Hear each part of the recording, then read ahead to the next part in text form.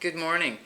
So today I want to talk to you a little bit about what is called menticide, or rape of the mind, and how to protect yourself, and some new insights for the 21st century. There was a book that was written in the 50s by Joost, or Joost, it's Joost Meerloo, and it was about the rape of the mind, menticide. And nothing could be more important to know. We need to understand these concepts of what this is, and how things are playing out, and how the rape of the mind continues. So I am going to share with this a really good little interview I did. It's an interesting. It's done on Micheal Yon. Micheal Yon is a war correspondent that does a lot of work in Panama at the canal, looking at the Darien Gap, and it's a friend of his that is doing an interview in Panama, actually with a fellow named Al Johnson, who is the director of research for Southeast Asia and Japan, the Near East Center for Strategic Engagement. Pretty well written guide, and about how we can understand what rape of the mind is, how it is being conducted now in the 21st century with our Skinner boxes, and these are a Skinner box, and I'll explain that a little bit more. So when we look at what is happening around the world, but look at the US, and how it was explained in this interview, and I quite like it because it really hits the nail on the head. The oligarchy are fighting. So it is a shift in a power structure from the old ruling class, which were the bankers, the J.P. Morgans, and the Rockefellers. This is this old dynasties, right, oligarchy, and it's being shifted to the tech bros. It is the Silicon Valley rich people, the younger people, the dark MAGA, and the dark Enlightenment crowd, right, that want this new monarchy. They're vying for power, and they're doing a very good job. And what was mentioned again in this interview that I quite like, is that deception is a tactic. It's a part of the mind control, because that's basically what rape of the mind is to control your mind so that you think that you're organically thinking about something and having a decision in your own mind, when really nothing could be further from the point. You're being programmed. So in looking at this interview and what he had to say about how mind control is being used to lead us towards this control mechanism through the cell phone, which is the Skinner box. So let's kind of dig right in. So as we can see, there's a lot of theatrics that are going on, big plays of power, right? And usually when you've got your attention diverted this way, they're doing something here. So the thing that they're doing here, you've got all the Dodge stuff and all the uncovering of all this, inefficiencies, as they call it, as the technocrats call it. Some of it's corruption. Some of it is just the way bureaucracies engage over time. Well, they're being phased out. They don't need them. When you have AI controlled over here by the Silicon Valley bros, the Curtis Yarvin types, Elon Musk and all that group, you don't need all of these, because AI will do it, and it'll do it very efficiently, because the AI right now is watching me as I do this. We are constantly being tracked, and our data is being harvested, because that's what AI lives on. That's AI now, what it is. It's just a bunch of algorithms, right, that is learning to understand human behavior and mimic it, but it's by no means conscious. It's just algorithms. And so when we look at B.F. Skinner, the Skinner box, were studies that were done, and I studied it when I was in school, in the developmental service worker course that I took, which was learning how to work with people that to teach skills to people that had developmental disabilities. And so B.F. Skinner looked at learning theory, and I mean, he did some rather unethical experiments on animals, birds, to find out the principles of learning, pain aversion, pleasure, how you should set up the reward and payment schedules of how to control behavior, right? So using electrical shock or giving rewards. When did that work the best? How could you best manipulate the situation? And so we've gone now to this. So it's individual mind control. It's individual rape of the mind, right? Because the algorithms give us on social media, and I only I'm on one. I don't, and it's more scanning headlines, but you can see how it works. Once you know what you're looking for, which once you understand what they're doing, you will look, right? You will understand the things that pop up because it's an individual feed. The algorithm is learning off you on Facebook, and it will give me different things, and if I don't like the certain ads, it wants to know why. I don't tell it, and I pick different things, not all the same things, but again, it's individual to me. And these things give a dopamine rush. People live there now. There are young people that have never known what it's like not to have one of these, right? They're very effective tools to rape your mind, to get the desired type of behavior out of it, because that's what it's all about. To mind control people, to rape the mind, which is mind control, brainwashing. You need to have 3 of these things happening at the same time, which is this free-floating anxiety. This anxiety, you're feeling anxious a lot of the time. This does this. This gives you news feeds and information that create anxiety, and when you put it down, because you get a dopamine rush off of this, right? It makes you feel anxious, which puts you in fight or flight. So you're in the fight or flight response. You're in low-grade fight or flight all the time, right? Which is the fear. Anxiety at its root is a fear response. And that is supposed to be beneficial for humans, right? That you have the fear response when the saber-toothed tiger is chasing you, but then it leaves after the problem or after the stimulus that is dangerous to you or threatening is gone. Well, right now, there's a chronic anxiety, chronic low-grade fear anxiety, right? It's there all the time, which takes you out of conscious thinking mind and puts you into subconscious mind. And subconscious mind is how they program you. Also confusion. Confusion everywhere. It's everywhere. This headline will say this, and then it'll say that, and then there's this, and then there's that, and then there's this. There's competing. There's so much information. It's information overload. And within that information, there are grains of truth, but then there's grains of misinformation, disinformation. It's coming at you, well, it's a weapon. This is 5th generation warfare, right? This constant bombardment with information overload and this and that and that and this and this, and disruption.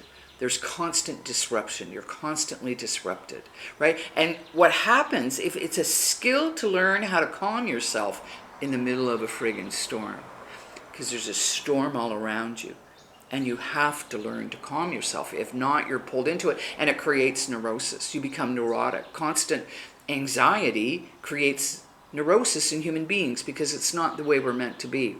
And in this video, and where I live, this is a very calm place to live. Even though people are up early and they're doing their thing, people know how to chillax, right? They know how to calm themselves down. It's a different pace of life here than living in the beehive. I lived in Ontario, worked in Toronto, very, very busy city.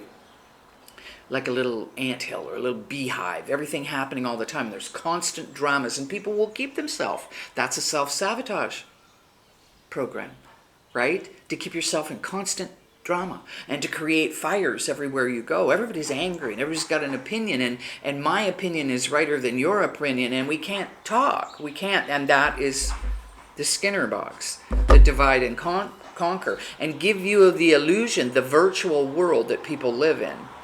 In listening to Curtis Yarvin and some of his very strange dark enlightenment, and this is the guy that's advising all these people. They've all spoken up about him, except for maybe Trump hasn't, but he's still an advisor to Trump, right? Is that the problems with what they'll do with us when they don't need us anymore, when the machine runs everything and they don't need humans. He thinks it's counterproductive to kill us. He thinks it's a wise idea to just trap us in a virtual reality world the Skinner box, right? And feed off our energy, which is data.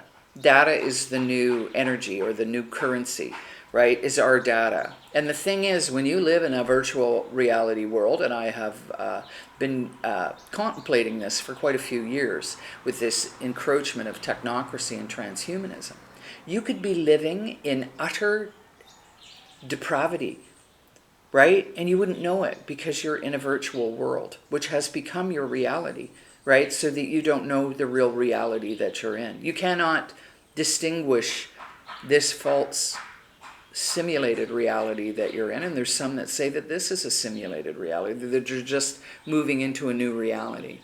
And so you can see it pan out in real time. You can see this happening. The epidemic of anxiety disorders and depression is really, it's your body telling you, you're not really meant to live this way. Not really. You're not meant to live this way. It's unnatural. You're not a machine. You're a human being. Right? Now, some people, psychopaths, which I talk about a lot, they are already an automaton. They don't have heart. They don't have feeling. They're already a machine. So what they're trying to do is create us all into that. And it's very seductive. You don't really know that it's happening. Being pulled. I came late to using this technology. I didn't have a phone. I couldn't understand why I'd want one. And I felt sorry. One of my friends, a lot of them are guys. I just hang out with guys. And their girlfriends or wives would use it as a, where are you? What are you doing? Like 50 times a day, like a tracking device. I kind of felt sorry, and I couldn't understand and now it's tracking us all the time. I do use it, I must say. I'm on it doing this. So some advice for what to do, to not let, because it's all around you, the rape of the mind. It's all around you. The subliminal messaging about who they want you to be, how they want you to be, how they want you to be controlled, how you don't get out of the herd. Because if you get out of the herd, because now I was the anti-vax, I was, and now it's like, you're not for the Trump team? No, I'm not for any team. I'm for team human being. I hope we make it. I don't know, though. We seem to be walking right into this, which is the whole goal. That's why they do it. That's why they rape the mind. Menticide. Right? So they can easily implant information in you, create this, your own little fantasy reality of where you are, and have you walk off the cliff. It's a quiet war. It's an easy kill because people are doing it themselves. Hence my concern, huge, with the MAID program in Canada, because they're mind controlling people to do it. And the fact that this one that has these private, the one in Toronto, the private MAID house, has their tentacles in the homeless community and the marginalized community, because that's really, with eugenics, that's always who they're after, and they're after them. They are after them, right? Transhumanism is that, this goal of building the perfect human 2.0, which is interfaced with machine, because on our own they don't think that we're good enough, right? That we're just humans. Humans are flawed. We're not. We're wonderful. We're wonderful, creative, beautiful, innovative, in the right circumstances. If you're in fight or flight, anxiety, fear, thinking the world's ending any minute, don't know what you're going to do tomorrow, and they're valid concerns. These are unknown times, and humans don't like the feeling of unknownness, of not knowing. It takes away that sense of security. So there is in the goal to build daily resilience, to be able to self-regulate yourself, realizing that this out here is going to do what it's going to do, but you have control over the way that you react to things. So, taking breaks from these, leaving these. I see in the gym, everybody's on this and recording themselves. And the thing is, it's affecting you in some way, right? It's watching you. It's recording what you're doing, your heartbeat and all of it, right? Against you, you didn't really give permission for that. You're not working your muscles properly, and you're being controlled. So don't take it in the gym. There's a good start. Have a holiday from it a couple of days a week. Really reduce the amount of time of blue light exposure before bedtime so that it doesn't interfere with your sleep. Remember, you need to sleep well and long to engage this neurogenesis in the hippocampus, which is the memory center. So that's very important. And when you're in this heightened anxiety, confusion about what's going on, feeling disruption all over the place because we're moving into a new era, right? There are ways that you can self-regulate yourself. That's the wonderful thing about human beings. We can self-regulate. So take phone holidays as much as you can. Get outside in nature. Get pure sunlight on you. What I notice here, where I live in Panama, people live outside. This is an outdoor world. I love it. People have their living rooms out on their porches, right? You don't stay inside, it's hot. We're in Canada, it used to be like that. When I grew up, we had great front porches. People would be out on their porches. Now people in Canada have become so individuated.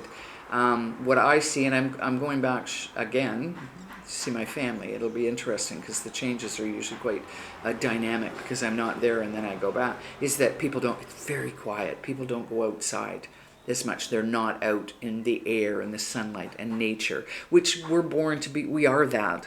We are that, right? So understanding what's going on, even though you may not want to understand what's going on and look at it, is paramount. You have to look at it. You have to know what they're doing to you, right? And that it's not a mistake, it's a plan, right? These are planned things from these people that have way too much money and they're insane. Well, they all are power hungry. It goes on. It always will, right? So how do you navigate in it, right? Well, it's knowing what they're doing to you, knowing that some of these things, the anxiety, the confusion, disruption, put you in a very susceptible and suggestible state that you're far, far, far more susceptible to mind control, to having programs put in you without your permission, by the by, that control the way that you react and behave, and you think they're yours when they're not. They're programs that have been put into you. So that is the first step of all of this. Right? And then understanding your programming and reprogramming. And understand you don't have control over that outside world. It will do, as the Buddhists say, it will do what it does. It just does. But you do have control over you and how you react to it. And it's letting go, a lot of it, living in the moment. We're only in the moment. Right? We plan for the future, of course, but don't live in the future. And don't live in the past. It's gone. We are here right now. That's it. Right? And our body is doing its wondrous deeds, right? And as we understand it more and more about the preciousness of what we are and how it works, thusly we can control ourselves. And it's enhancing your conscious awareness. Not being in subconscious mind, easily programmable. There will always be the herd. Break from the herd. You can do it, right? The wondrous thing about human beings, like nothing else on this earth, we can self-regulate, right? And so once we know what the enemy is doing and how they're trying to control us, right, we can break the patterns and we can empower ourselves. So again, it's just taking a break from this Skinner box, this control box, right? Getting outside in nature, getting your exercise, eating as pure as you can in a time when I know I'm lucky here. I get pretty pure food, right? Sort of farm to table, where in Canada and many places it's just not possible. And so you're getting a lot of food that's been pesticide covered, but you can eat the best you can on any budget. Make sure that you poco ingredients, not a lot of ingredients, right? The more ingredients, the more poison it is, the more chemicals it has in it. There's things that you can get rid of. Stop using microwaves, stop using plastics, right? There are things that are within your control and power because you are the power. So that's my little thing on Menticide, how to protect yourself. And I shall link that excellent. It's a little choppy, right? But the guy's information is perfect. The person that does the interview, she's very sweet, very smart. She's from Japan. And so there's a bit of a language barrier, but they're great questions, and he answers them very well because you need to understand the geopolitical dynamics and what they're using against you, because that way you're empowered because you're human. Right? And we're incredibly powerful. We have emotional intelligence. We have so much more going on than a machine. We really do. Okay, have a good day. I always try to make it brief. and I'm not good. I'm about a 20-minute mark. So take care. I hope you enjoy this video, and remember, you are the power. Menticide, the real thing.